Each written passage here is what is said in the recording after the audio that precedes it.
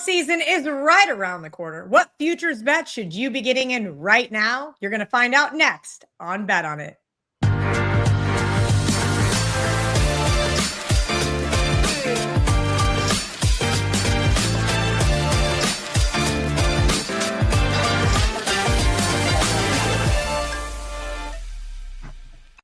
Kelly Stewart here, Gianni the Greek in the middle, Marco D'Angelo in the third chair. Guys, the NFL season's here. We have preseason already on the television, but we still have time to get those futures bets in, whether it's a season win total, whether it's to win the division, maybe make the playoffs, and of course, those Super Bowl winners coming up here at the end of the show. We're going to go rapid fire the best we can. Last year, we broke it up. We did AFC, NFC, and you guys did not watch. So now we're going to force you to watch all in one show. It's all going to be combined. And you tell us what we missed out on, and maybe we'll do another little preview before the NFL season starts. We're going to get right into it, though. NFC North, VR, this is my favorite division in all of football, or at least it used to be. Maybe it still is. I've got a season win total on a team that I gave out on WagerTalk that's in this division, and I'm curious to hear if you agree with me. Dan Campbell and the Lions, I would love nothing more than for Johnny Detroit's team to get to see a Super Bowl. Break down this division for us. Tell us who you like. Tell us who you don't like. Well, Lions are the best team in the division, and you're going to get no argument from me. I have them as a top 5 power-rated team in NFL. In fact, they'd be maybe a 1.5, 2-point dog to, Seattle or Rams, who are 1A, 1B right now, at least preseason. So they're the clear favorite. And the clear 4th place team is Minnesota. So in between, we have the Packers and the Bears. That's where we're going to look to see where we're going to get some value. Now, I chose the Packers, and here's why. They finished 9-7-1 last year. Kind of no real excitement around them, especially towards the end of the season. And the bad press, the noise with the defensive side of the ball. We know what they're going to do on offense. Jordan Love's coming off a really good season, career high, over 66% completion rate, 3,300 yards passing. Like, he had a really good season. They're loaded there. The noise is about the defense. Number one, Micah Parsons won't be playing he's going to miss the first 4 games.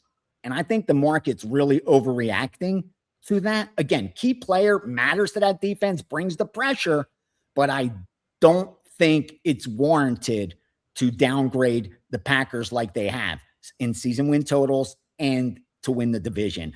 At almost 3-1, I love Green Bay in this spot. I think as far as winning the division, that's the way to look. Just a little bit of good luck for them, or a little bit bad luck for Detroit, and the division there's for the taking. The bet I'm going to give you that I released to subscribers, actionable information, I went under season win totals on the Chicago Bears. Now, the Bears is a team I'm going to look to fade because of just how lucky they got last year. You just can't sustain that. It's not sustainable. It would be like if I went 90% last year in the NFL over 70 bets I gave you guys. The last thing you should want to do is jump on be excited to bet my NFL this year. The chances of me sustaining 90% is 0. That's just you're not doing it. For me, when I look at Chicago, I look at a team that won 7 games in the last minute or 2 minutes. Like, they were behind and ended up having to win 7 games in the last couple minutes. They were plus 22 in turnovers. That's just not sustainable. They went the jump that they made from 2024 to 2025. That type of jump, you expect a regression the following year. Like, it's rare to win the amount of games they did, and I don't think they take another step forward. I think they back up a little bit because they're just not going to get that lucky. You're not going to have that kind of turnover differential, and you're not going to come from behind down with a minute left 7 times. It's just not going to happen. Fade Chicago by going under 9.5 season win totals. They're not even top 10 in my power ratings. And take Green Bay to win the division. Just need a little bit of luck, or Detroit to not, have that season that they can on paper happen on the field, and Green Bay will be live. So Green Bay to win the division plus 275, and under 9.5. I did release the subscribers on Chicago. All right, Marco, I think one of the top to bottom, well, at least there's 3 teams there in the NFC West. So 1 through 3 makes it a little difficult. We've got Seattle, who just won the Super Bowl last year. We've got the 49ers, who are injured to the gills. And of course, everybody loves the Rams once again. Yeah, Kelly, and what I'm going to look at here, and let's start at the top. It's the Rams division. The Rams might have been the best team last year, and they didn't make it to the Super Bowl. They basically were one play away. That game against Seattle, that late drive and getting stopped, when they were deep in Seattle territory was the difference. But, they're chalky. So we got to find some value here. I don't think they lose this division, but we're not going to go there because you don't like chalk eating weasels. So I'm going to get you some price here.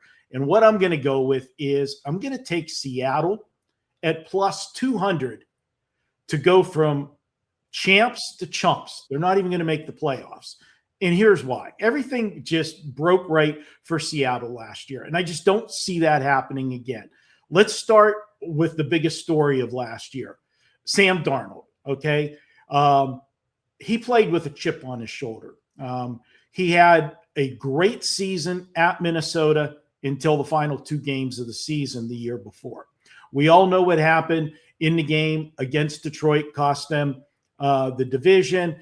And then they had to go on the road in the playoffs. And then he had a bad game there as well. And everybody was saying, deer caught in headlights, seen ghost again, and his stock fell. Minnesota didn't keep him, and boy, do they wish they did. Okay. He became a free agent, signed with Seattle, and had the season of his life. Can he duplicate that after what he did last year? He's going to be without his offensive coordinator. Clint Kubiak is now here in Las Vegas as the head coach. Also, Seattle loses their Super Bowl MVP running back, Kenneth Walker. When you have success, you lose coordinators, you lose key free agents. People want to poach them. This is going to come down to me looking at this division and looking at the schedule. The last 7 games of the season is going to tell the tale for Seattle. They have to play the Rams twice at the end of the season. They play San Francisco. They play Philadelphia. All of those teams are excellent teams. And then you've got 2 teams that a lot of people, one they're down on, one there's optimistic on. That's Dallas. People are expecting regression from them. And the other one, the Giants, well, they got some upside. I just look at this team. I look at this division. The Rams are number 1. San Francisco, if they stay healthy, you could say they could be number 2. They might be 3rd best in their own division. And we know there's other divisions that are, we talked about the North with Green Bay, Detroit, Chicago, and I even think Minnesota is going to be improved. I think they missed the playoffs, and I think plus 200 is worth a wager. I'm going to go ahead and go with that is my top. I didn't even mention Arizona in this division because there's nothing to mention. They're bad. San Francisco, it's all, do they stay healthy? And healthy, that's Brock Purdy, that's Christian McCaffrey, and that's the wide receiver core. And that's been a problem that San Francisco's had the last couple of years, is keeping everybody on the field. All right, we're going to keep moving right along here. The NFC least, the NFC East. Yes, this is a tough division because it's Philadelphia's to lose. I have a 4% play on a team in this division as far as their season win total goes right now over at WagerTalk.com. But let's just go top to bottom and see who you guys think is going to win it, because I think that there's kind of a 3-headed horse here that has that opportunity. Eagles. I read Warren Sharp's book a couple weeks ago, and I thought, oh my God, are they stacked? Offensive line, front 7, backfield, secondary, receivers. And he even has Jalen Hurts as his number 12 quarterback.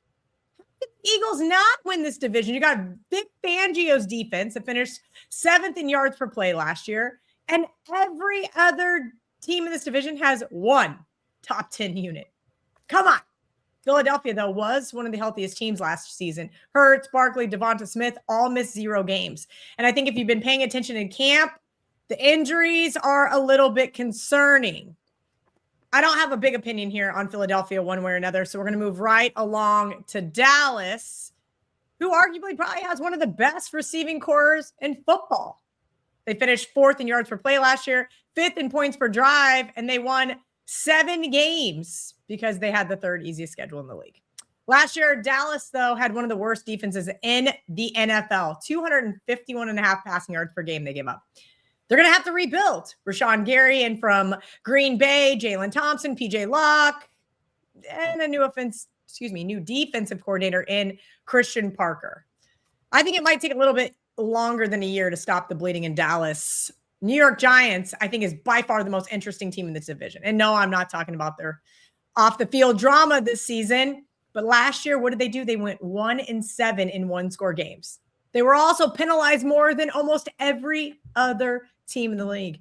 Ding, ding, ding. What have we learned here on Bet On It? That's right. Undisciplined teams lose close games.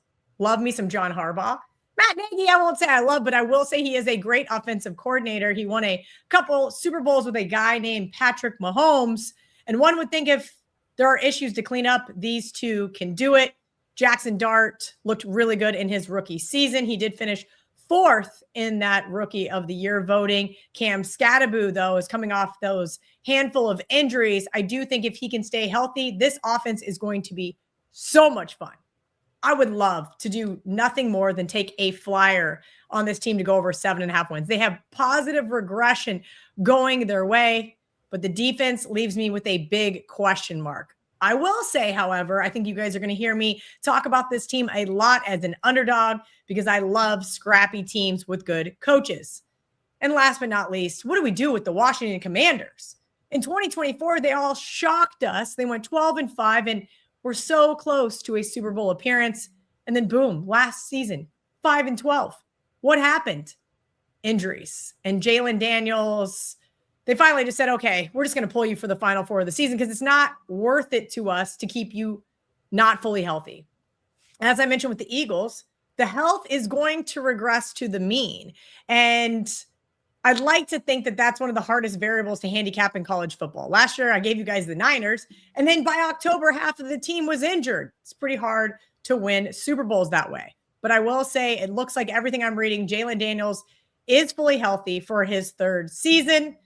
But over the weekend, I was at a coffee shop with Ariel Epstein. We had a guy talking to us about the Commanders named JJ, and he goes, did you guys hear about Laramie Tunsil? Oh, the best offensive lineman on this team and number 22 in the league. Guess what? I don't know if they can win 7.5 games, let alone this division. So I see it kind of being that Eagles, Cowboys, maybe the Giants surprise some people in this one. All right, we're going to keep it moving right along. VR, you're going to talk about the NFC South. This division is whoever wins 8 games wins the division, right? Yeah, and that's why this one's easy, Kel. I mean, bottom line is this. I look at Tampa Bay.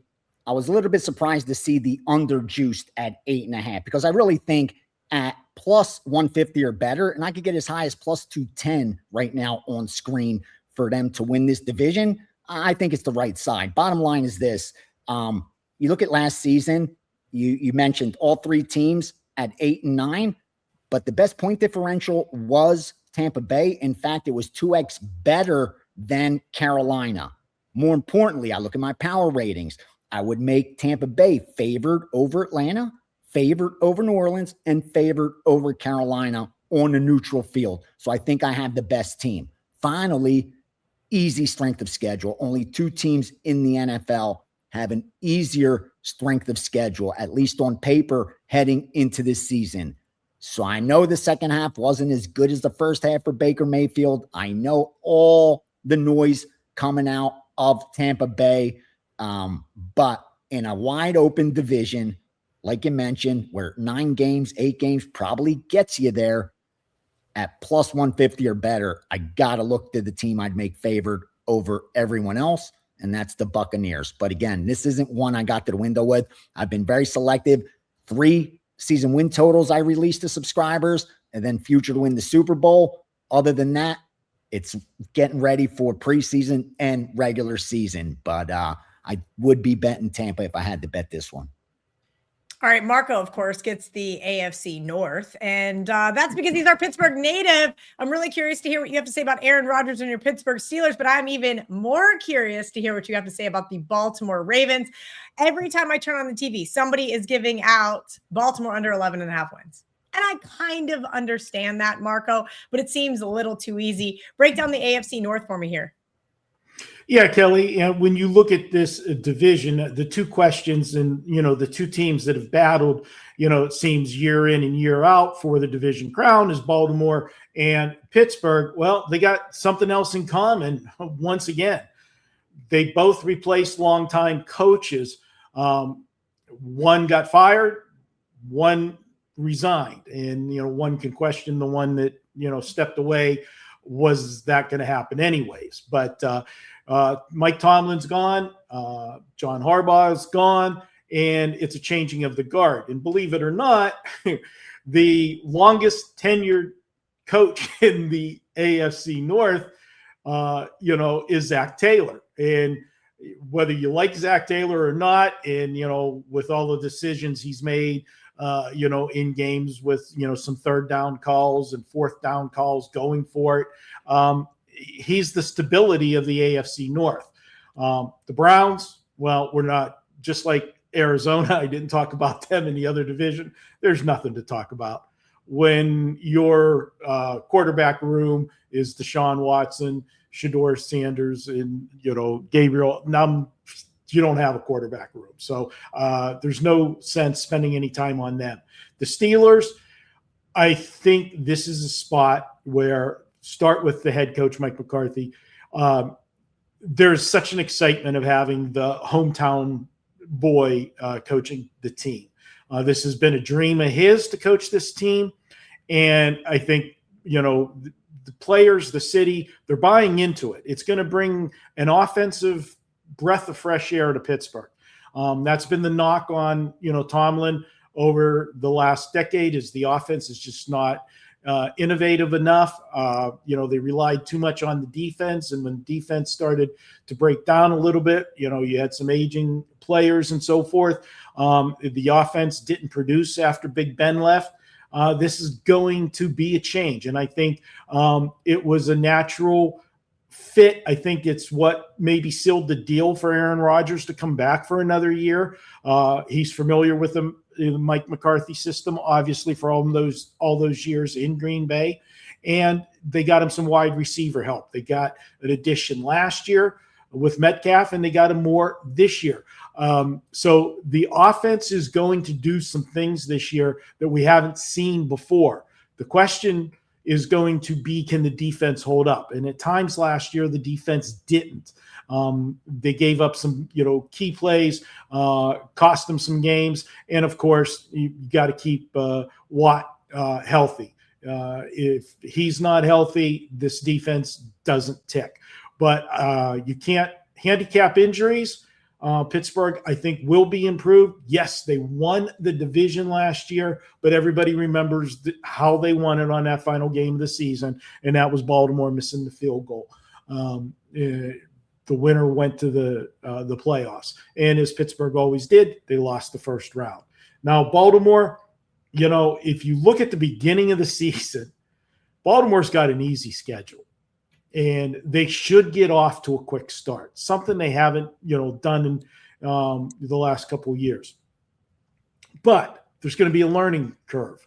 You've got a new head coach. You've got a new system.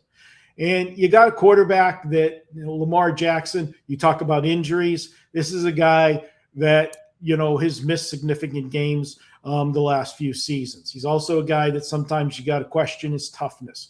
When he says he can't play.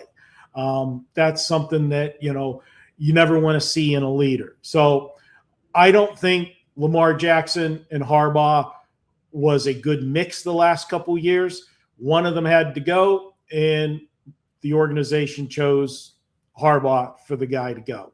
Let's see if this plays out right. I am not sold on them. I'm not sold on the chemistry with Lamar Jackson. Maybe the new coach can get him back to where he was, but I don't see it. I think there'll be growing pains early on, which makes me double back to Cincinnati. The continuity of having the coaches, the coordinators in place, a system that everybody is used to. And we'll talk about the injury bug again. It's Joe Burrow. Can he stay healthy? And if he stays healthy, this team is legitimate. They've got an explosive offense. We know that. And they got a leader and a quarterback. I bashed Lamar Jackson. Well, I'll praise Joe Burrow. Joe Burrow came back from an injury last year that most people should have just stayed out and forgot about because the team had no shot of making the playoffs. But he came back and played. And I remember the first game he came back and they won. And when he was being interviewed after the game, they said, why? Why did you come make us? I wanted to be out there with my teammates. That's what I want to see in a leader. And I can get them at plus 165 in what I think is a 3-horse race. And the other 2 horses have legitimate question marks with new coaches. I'll go ahead and take Cincinnati plus 165 to win the division. And I'll just tease you. I'm going to have a little more to say later in the show. All right. I got the AFC East. And do you guys really want me to break down the Jets and Dolphins? I mean, no. We want to talk about the 2 teams in the AFC who actually maybe have a shot to win the Super Bowl. So let's get the bottom feeders out of the way early. Dolphins. Wow. Receivers, front 7, secondary, all ranked dead last in multiple metrics. They cut Tyreek Hill. They traded Jalen Waddle to Denver. Jeff Hafley is now replaced Mike McDaniel. Also, somehow they drew the hardest schedule in the division. I do not quite understand this. They are 30-1, which implies a little under 3%. I think that's way too generous. This team is not going to win the division, though I cannot bet under 4.5 wins. Contrarian me can't do it. Jets, last season, 0-8 against playoff teams, 0-7 against teams with winning records. Their 3 wins came against losing non-playoff teams. However, this season, they have the 5th easiest schedule in the NFL and the lowest average opponent quality in the division at 8.32. Yeah, no, this team is not winning 5.5 games. Yet again, I don't have the stones to take the under. So who do I like in this division? I think it's the Patriots. I have not bet the Patriots because they are the Super Bowl losers. And that's kind of in the back of my head here. It's like, you know what to do. We did it after the Chiefs losing the Super Bowl. You come back and you say, all right, Drake May, MVP runner-up, Vrabel, coach of the year. But yet it doesn't seem like they are going to have that letdown because they didn't expect to be in the Super Bowl last year. Everybody talked about it from October on. This team's a fraud. They had the softest schedule in football. They didn't play anybody.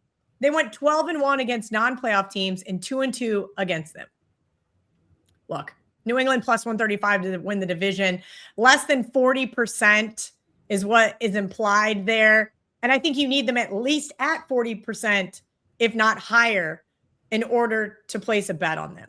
And I also think that New England is got some issues off the field that haven't quite they've been buried. I just wonder if more things aren't going to come out throughout the season.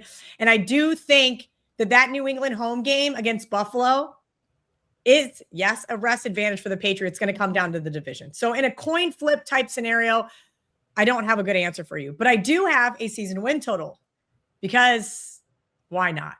Bills under 10.5 wins. I know they have the best quarterback in football. They also have one of the best offensive lines and one of the best backfields, yet they're only at 10.5 wins. I obviously can't make a case under 10.5 wins because of this roster, but I can, however, do it based on the schedule and the staff. There are 11 non-division games. Their opponents average 9.77 wins. This is the hardest non-division slate, not only in this division. They play the Rams, Ravens, Lions, Chargers, Chiefs, and Packers. They've got to go 4-2, maybe even 5-1 in this division to win it. And then they still need 6 wins from an 11-game gauntlet to clear 10.5 wins, all with a new coaching staff. Yes, I think the division is a toss up, excuse me, but I do like Buffalo under 10.5 wins. Marco, I'm going to go back to, well, no, I'm not. I'm going to go to VR. We're going to go to the AFC South. We're going to mix it up here, unlike we did the NFC. We're going to go to VR and talk to me about the AFC South. This division always seems to trip me up. Yeah, and we exclude the Titans. They're a bottom 5 power rated team. Get them out of the way. So it's a 3-horse race. Texans, Jags, and Colts. Now, with the Colts, we got the question marks of last year with Daniel Jacobs getting hurt. So they should improve. But you got to see that team play with him healthy. And I just don't see the ROI there at less than plus 400. Now, Jacksonville and Texans are the elite in that division. Texans obviously are the favorites to win it all, and they're just giving you a little better than a coin flip, and that's just not enough for a future bet, especially with Jacksonville being so close behind. Here's what I mean. On a neutral field, I would make Houston about 1 point, a little less. We'll round it off, a 1 point favorite over Jacksonville. So that's a coin flip at best. Against the Colts, both those teams would be favored about 1.5 to 2.5 points, less than a field goal. That's how close these 3 teams are. So again, Jaguars in this spot, giving us plus 225, had the second best point differential in all of the AFC, 4th best point differential in all of the NFL. And you saw them progress to 13-4, winning the division.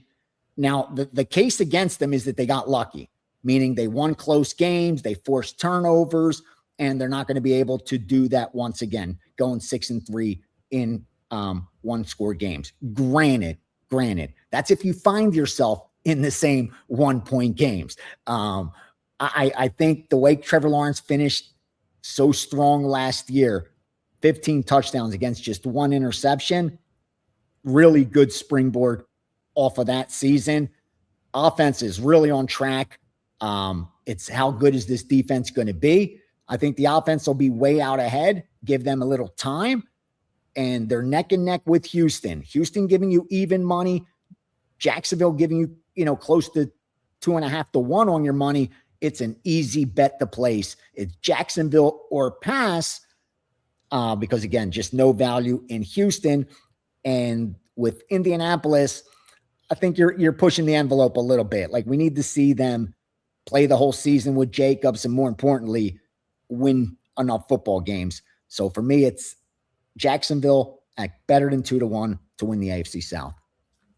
All right, Marco, last but not least, the AFC West with your hometown Las Vegas Raiders. What do you got coming out of Las Vegas for this Raiders team this season?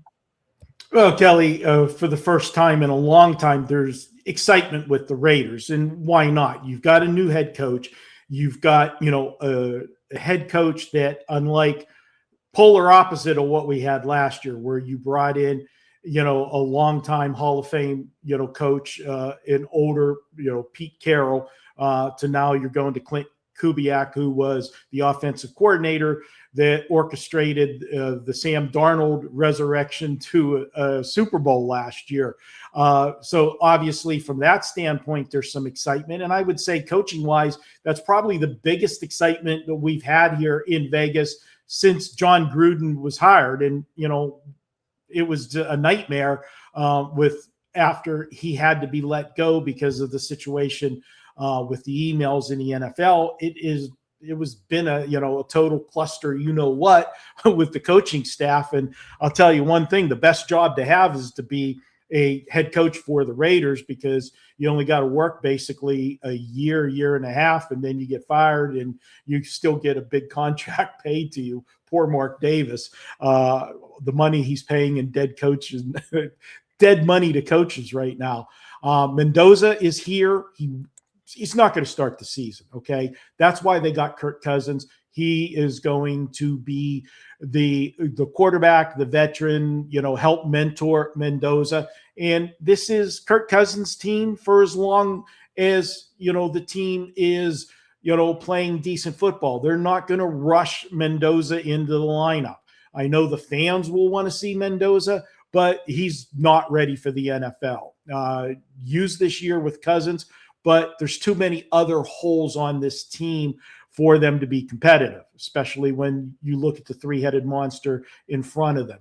Kansas City, as long as Mahomes is healthy, this team is still viable, but everybody, general consensus is they have come back to the pack. The Broncos and the Chargers have closed the gap. You've got the question mark of how Mahomes will be coming off of, a big injury at the end of the season. He's going to be ready for the start of the season. You've got some aging players, and some of the shots of Travis Kelce in training camp, jokes with the dad bod and that, guess married life's treating them good.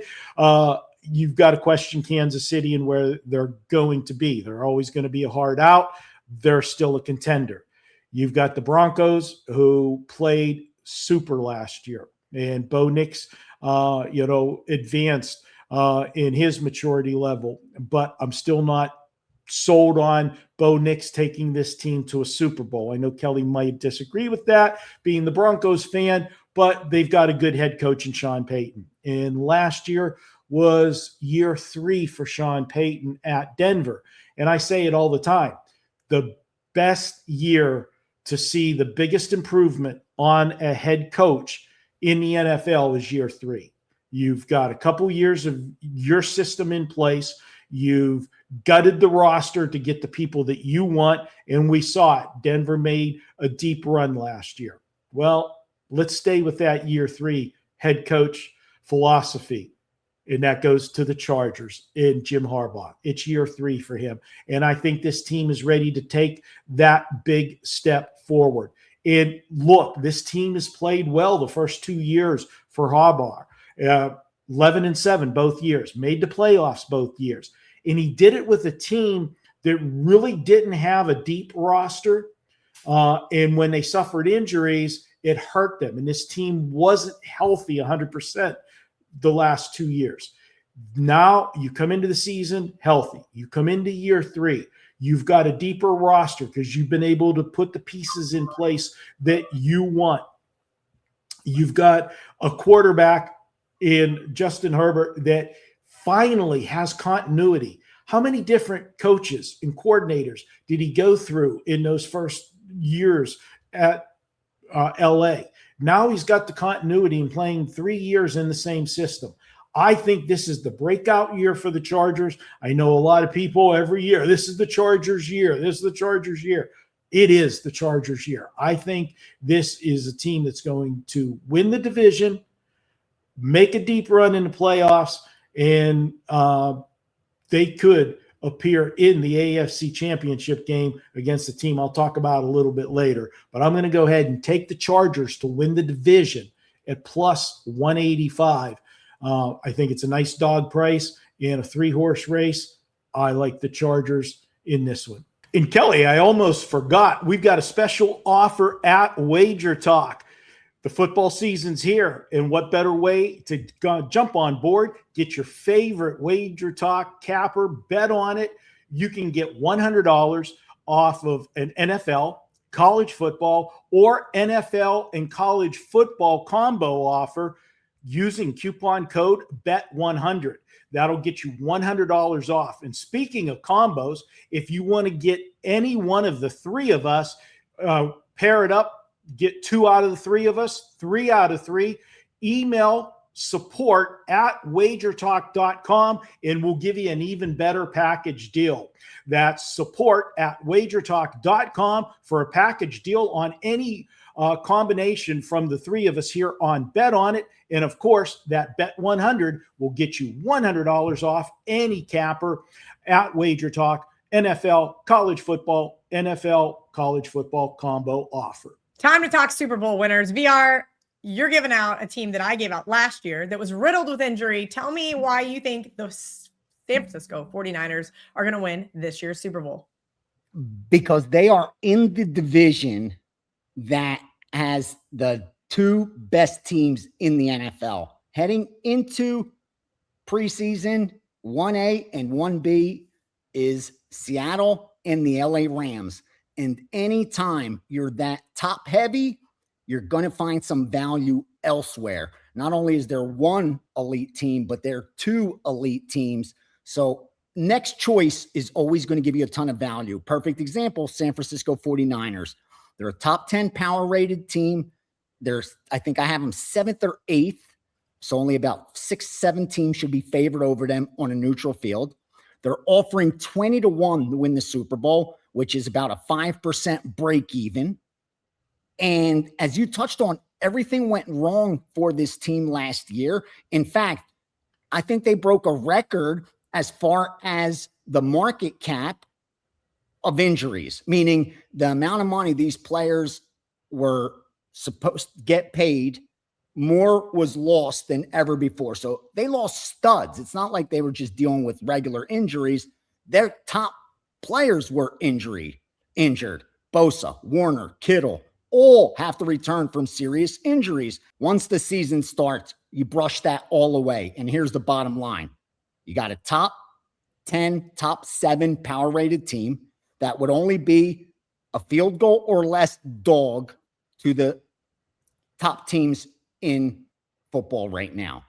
At 20-1, I got to take a shot on San Francisco. Again, a lot has to go right or wrong with other teams, but there's just way too much of an overlay at 20-1 to not bet a team like San Francisco. Rarely do you get a team that's this strong on paper giving you greater than 7, 8, 9-1.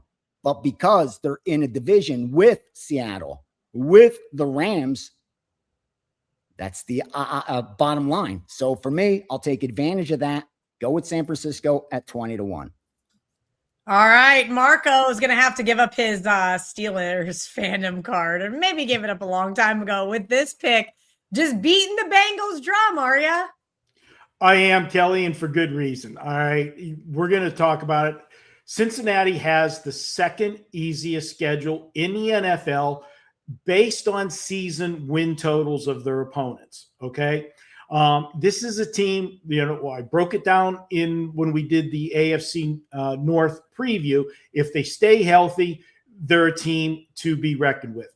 We know what the offense can do. They addressed the Achilles heel. The Achilles heel is the defense. They made some key acquisitions to short that up, and it's going to be better. But let's just look at the history lesson here with Cincinnati. And again, it all goes to Joe Burrow. All right. 2021, Cincinnati went to the Super Bowl. They gave the Rams all they could handle, and they lost a close game to the Rams.